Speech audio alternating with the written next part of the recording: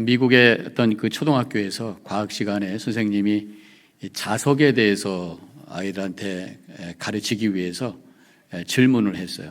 여러분들 M으로 시작하는 6개의 레터로 되어 있는 단어인데 끌어당기는 힘이 있는 그게 뭔지 압니까? 했을 때 애들이 뭐라고 했겠어요? 선생님은 매그네트라고 하는 걸 기대를 했는데 애들 다 같이 마더 그렇게 대답을 했다고 하는 것입니다. 아이들에게 있어서는 어머니가 자기들을 끌어당기는 힘이라고 생각을 한 거죠.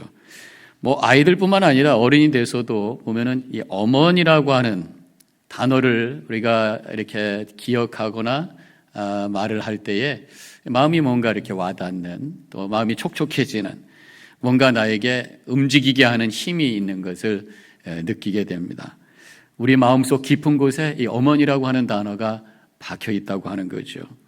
그래서 서양 속담에는 악마가 인간으로부터 지워버리는 마지막 자국이 어머니의 자국이다, 그렇게 말을 한다고 하는 것입니다.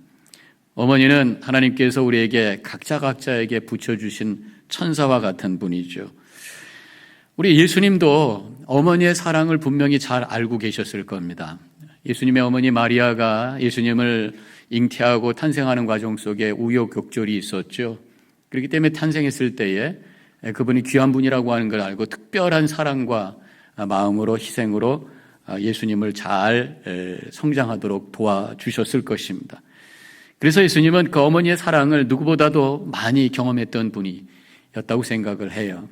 그래서 그랬는지 예수님께서는 하나님의 사람들에 대해서 그 사랑을 고백할 때에, 표현할 때에 모성적 표현을 사용했던 것을 보게 됩니다. 누가복음 13장 34절에서 암탉이 제 새끼를 날개 아래 모음같이 내가 너희의 자녀를 모으려고 한 일이 몇 번이냐, 이렇게 말씀하고 계십니다.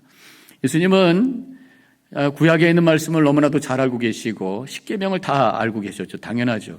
그 중에 제5계명인 부모를 공경하라는 그 말씀을 잘 알고 계셨고 묵상했던 분이었을 것입니다. 그래서 그랬는지 예수님께서 십자가를 지시고 십자가에서 모든 인류를 위한 대속의 죽음을 당하시는 이 엄청난 순간에도 자기 어머니를 챙기고 있는 장면이 나오고 있습니다. 요한복음 19장 27절에서 사도 요한에게 부탁을 하시죠. 보라 내 어머니라.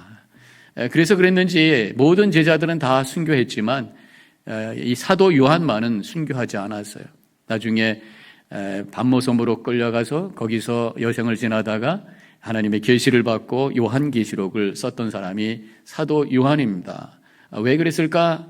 아마도 예수님의 어머니를 챙기느라고 나가서 복음을 전할 수 있는 상황이 아니었기 때문에 그는 죽음을 당하지 않았다고 하는 것, 순교당하지 않았다고 하는 것이죠. 오늘 본문의 말씀에 아버지와 어머니를 공경하라, 그렇게 말씀을 주셨죠. 제5계명에 있는 말씀을 또 이 에베소서에서 다시 한번 확인해 주시고 계십니다.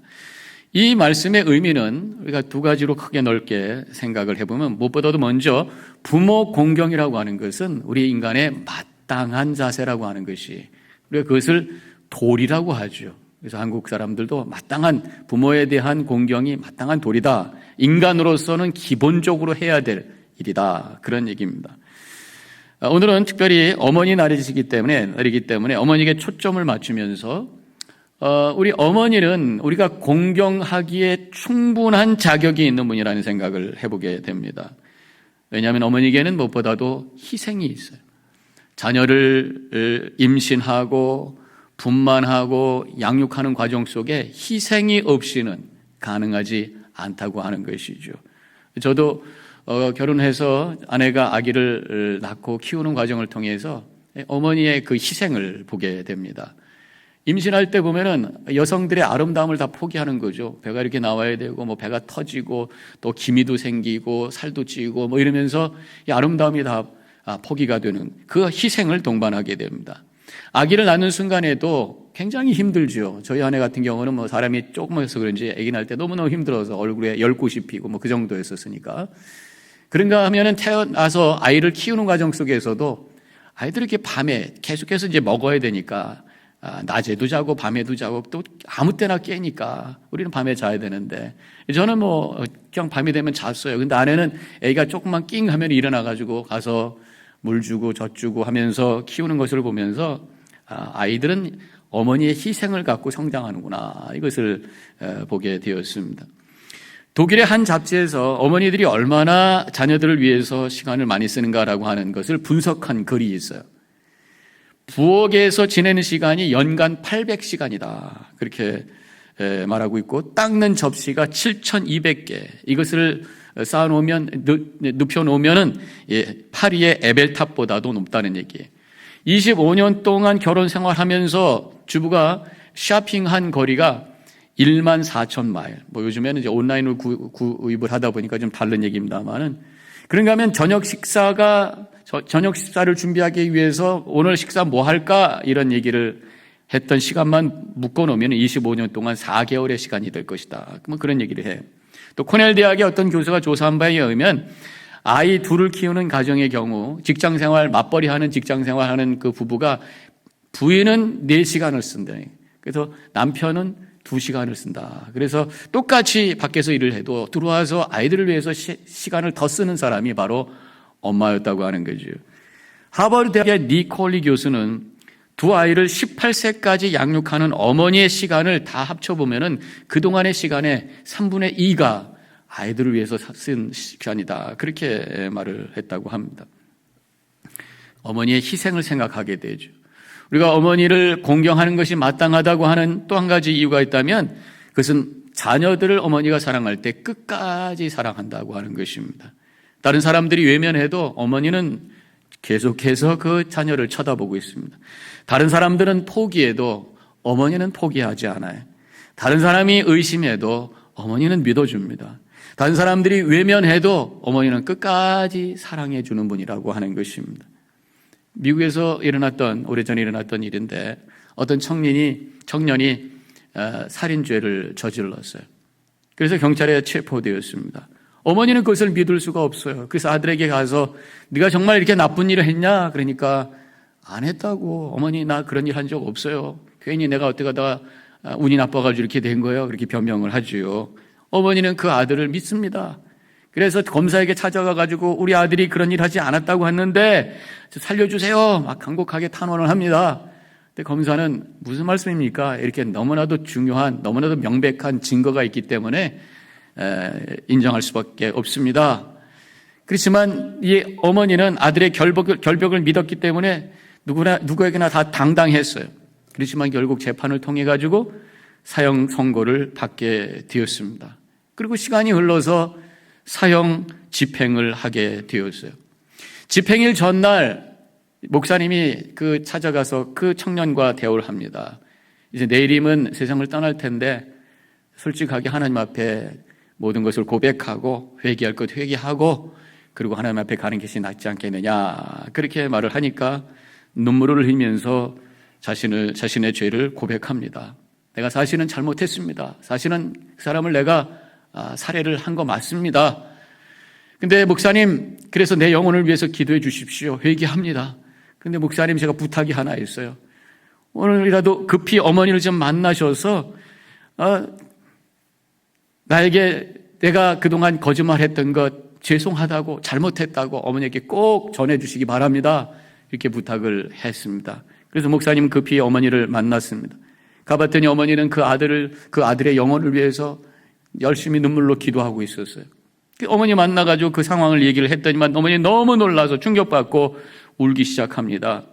내 아들이 사람을 죽이다니요. 내 아들이 사람을 죽이다니요. 그렇지만 목사님 가셔서 꼭 우리 아들에게 다시 한번 만나주시고 전해주시기 바랍니다. 그럼에도 불구하고 이 애미는 너를 사랑한다고, 그렇지만 내가 너를 사랑한다고 이 말을 꼭 전해주십시오. 그랬다는 일화가 있습니다. 자식이 이러한 상황 속에서도 끝까지 포기하지 아니하고 사랑하는 분이 어머니라고 하는 것을 보여주는 이야기라고 할 수가 있어요. 일본의 전설인데 섬찟한 얘기면서도 이 감동적인 이야기가 하나 있습니다. 어떤 청년이 노모와 함께 살고 있었어요. 근데 이 청년이 나이가 들어가면서 나중에 이제 사랑하는 애인이 하나 생겼습니다. 너무너무 사랑하는 거예요. 그래서 이제 서로 교제하고 결혼을 준비하고 있는데 이 여인이 병에 걸렸어요. 여러 가지 방법을 써도 낫지가 않아요. 그런데 옆에서 사람들이 하는 말이 이 병은 사람의 간을 먹어야 산다. 그런 얘기를 해주는 겁니다. 또 어디서 간을 구해요? 근데 이 철없는 청년이 자기 어머니를 생각한 거예요. 어머니 이제 나이가 들었으니까 얼마 있으면 떠날 텐데 내가 이 여자를 살려가지고 행복하게 사는 것 원하시겠지. 뭐 이런 착각을 한 거겠지만 하여튼 하고 결국은 어머니의 간을 들고 갑니다. 피가 뚝뚝 떨어지는 어머니의 간을 들고 막 뛰어가니까 뒤에서 어머니의 홀령이 따라오면서 아들아 넘어질까 절질라 천천히 가거라 했다는 그러한 옛날 전설이 있습니다. 어머니의 희생과 사랑을 극단적으로 표현하는 이야기라고 할 수가 있겠죠. 이렇게 어머니를 우리가 사랑해야 될, 공경해야 될 여러 가지 이유에 대해서 말씀을 나눴어요. 또 한 가지, 오늘 성경 말씀, 또 한 가지의 이유가 있다면 어머니에게는 위대한 영향력이 있기 때문이라는 것이죠. 사람을, 그 자녀를 세우는데, 성숙하게 하는데, 사랑과 희생과 더불어 영향력을 주는 분이 바로 어머니시라고 하는 것입니다. 세상에 많은 그 위인들을 보면요, 그 뒤에 훌륭한 어머니들이 있는 것을 보게 되죠. 영국의 윈스턴 처칠이 그 세기의 위인으로 불리던 인기 절정에 달했을 때에 런던의 한 신문에서 이 처칠의 유치원부터 대학까지 가르친 선생님들에 대해서 조사를 해가지고 위인을 만든 스승이라는 제목으로 기사를 써서 신문에다가 올렸습니다. 이 신문을 읽은 이 처칠이 이 자기가 어떤 메모를 하나 써가지고 신문사에게 보내요. 근데 그 메모가 이렇게 쓰여져 있습니다. 귀 신문에 저에 대한 글을 내가 잘 읽었습니다. 그런데 나에게 가장 중요한 스승 한 분을 빼버리셨습니다. 그분은 바로 나의 어머니십니다. 그랬다는 얘기가 있습니다.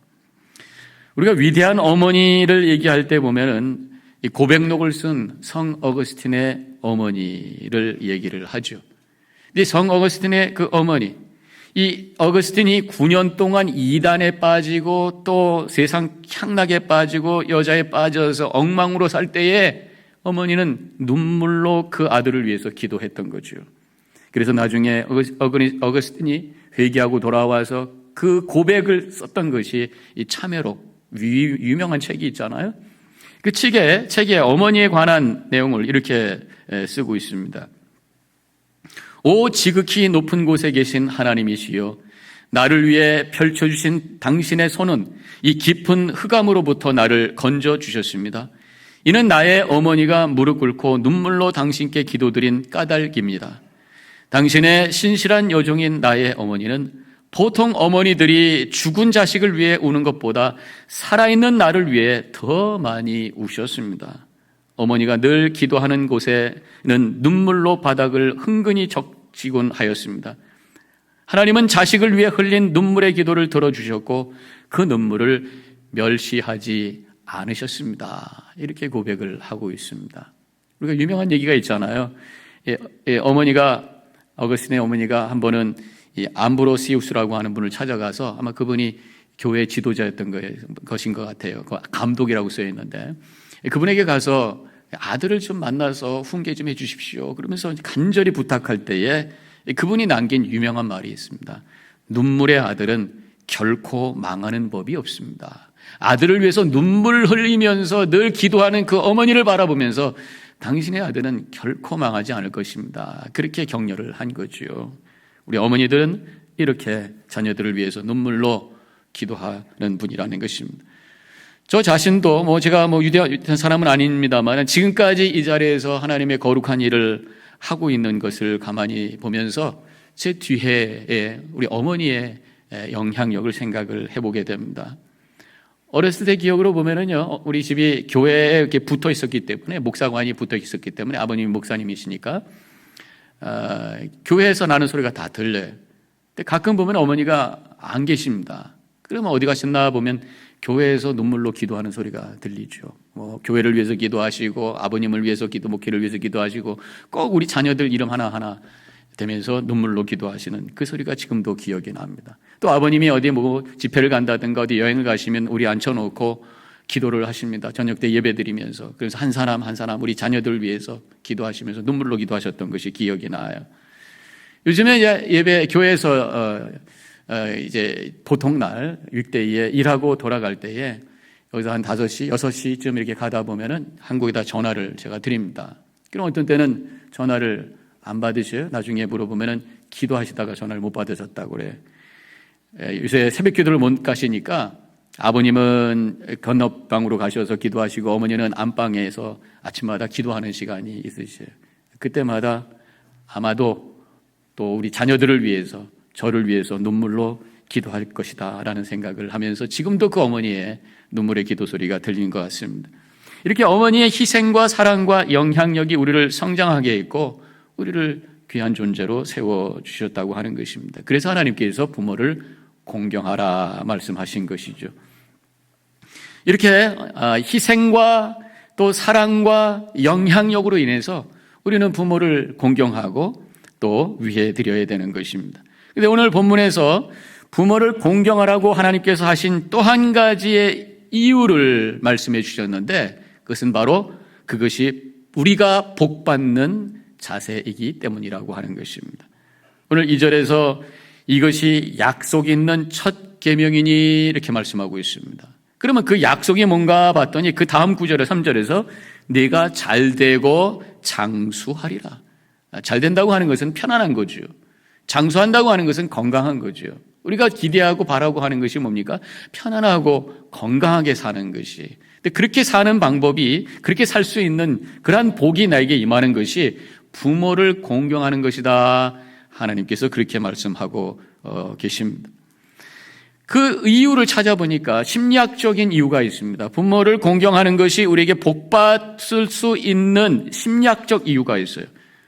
바로 부모를 공경하는 사람이 인격적으로 건강하기 때문이라는 것이에요.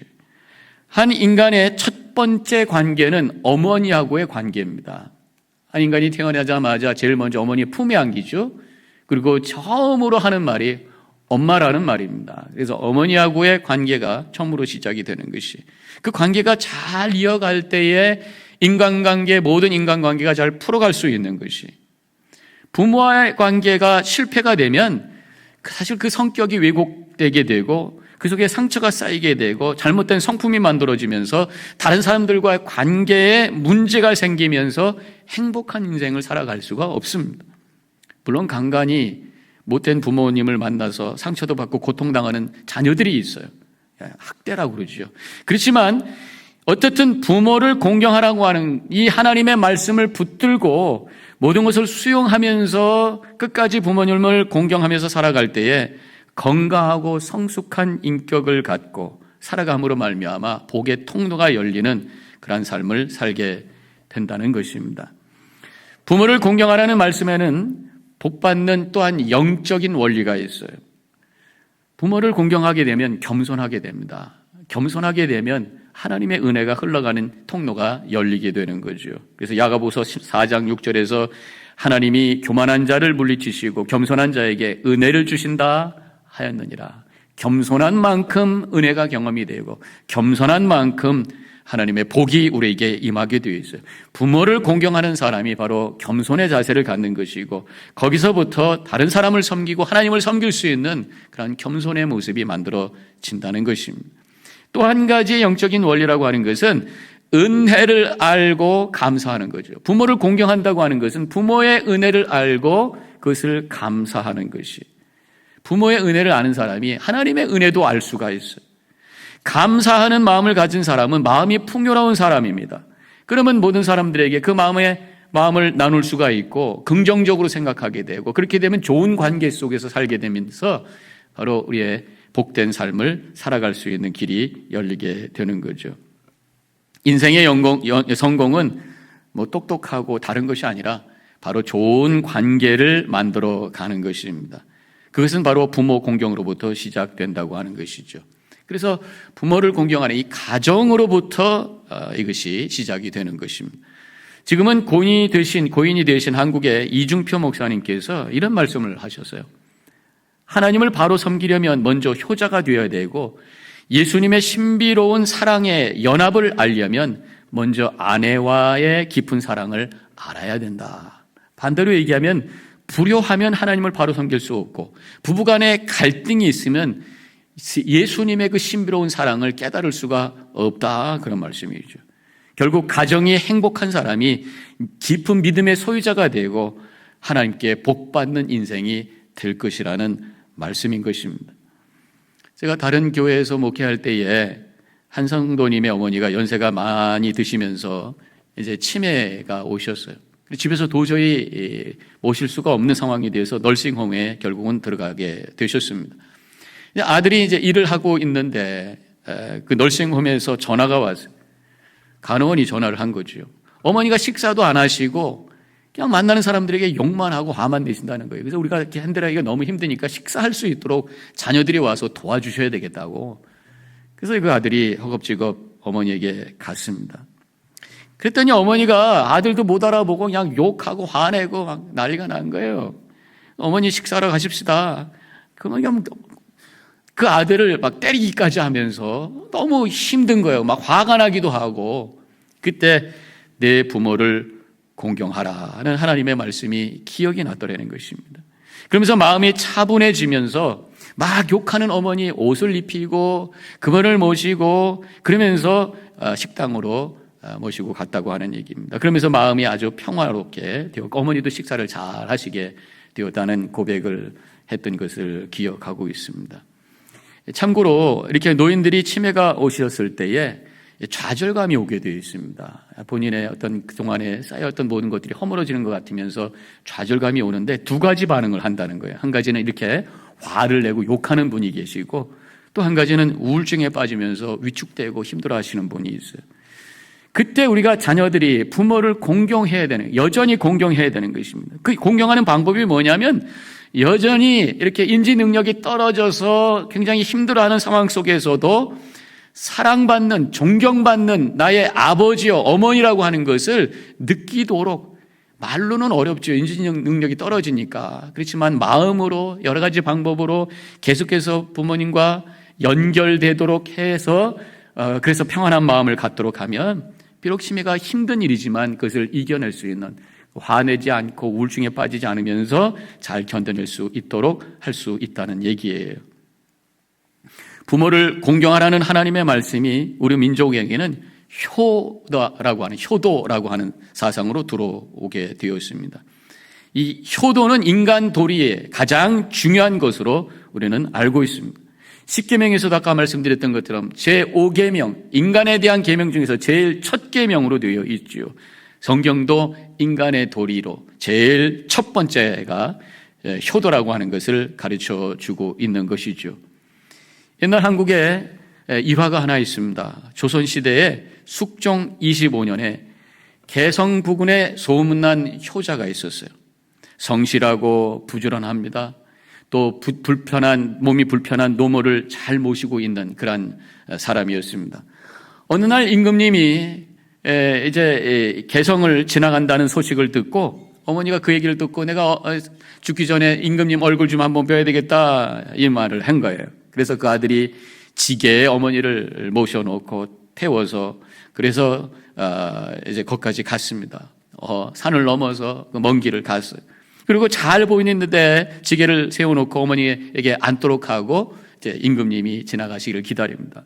임금님이 이렇게 지나가시는데 보니까 지게에 앉아있는 할머니가 보이고 그 옆에 그 아들이 있는 것을 보게 됩니다. 그래서 그 고을 원님에게 묻습니다. 저 저자가 누군가? 네, 이 동네에서 아주 소문난 효자입니다. 어머니가 임금님을 뵙고 싶다고 해서 저렇게 지게에다가 모시고 와서 임금님을 뵙도록 한 것입니다. 그렇게 말씀을 하니까 이 효자의 모습에 임금님이 감동이 돼가지고 그러면 쌀 10가마와 소 1마리를 상으로 주도록 하여라 그렇게 명한 거예요.